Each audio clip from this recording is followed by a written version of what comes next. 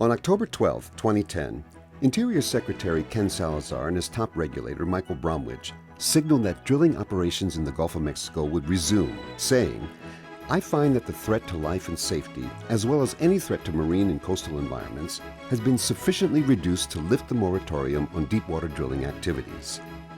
We're open for business." Yet, despite industry's compliance with new rules, regulatory hurdles delayed predictable administrative approvals. Energy exploration in the Gulf was at a standstill, but not industry's determination to resume operations safely and as planned. Exploration plans, well development plans, environmental assessments, permit applications, so on and so forth, were all filed in accordance with the Department of Interior's evolving requirements.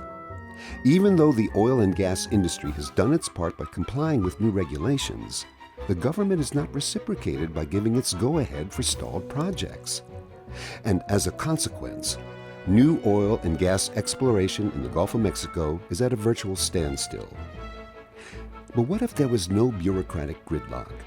If the frequency and predictability of permitting and plan approvals returned to its historic pace, how significantly would that impact future supply and production, the U.S. economy, jobs?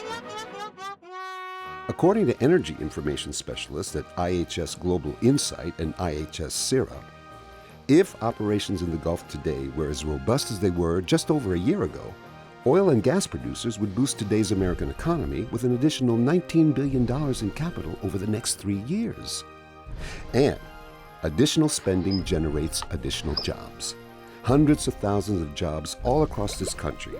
In fact, for every 3 Gulf Coast workers, there's 1 American employed elsewhere, like in California with its unemployment rate hovering just below 12%, and in Midwestern states like Oklahoma, Colorado, Kansas, and in manufacturing-dependent economies like Pennsylvania and Ohio. And if operations in the Gulf today had returned to their historic pace, professions outside of the oil and gas industry would benefit as well. The study's authors found that for every industry job tied to operations in the Gulf, there are 3 dependent non-industry jobs in sectors like manufacturing, construction, and real estate. In total, the IHS CERA study projects that 230,000 jobs would have been created in 2012 and 199,000 jobs created in 2013 if the pace of regulatory approvals reflected historic norms.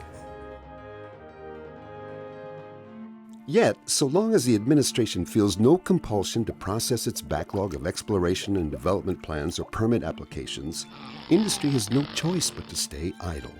And that means spending and investment are at a bare minimum. For every dollar of capital expenditure that oil and gas companies would like to spend, the government is only approving 27 cents worth of investment. The remaining 73 cents is sitting on a bureaucrat's desk in Washington.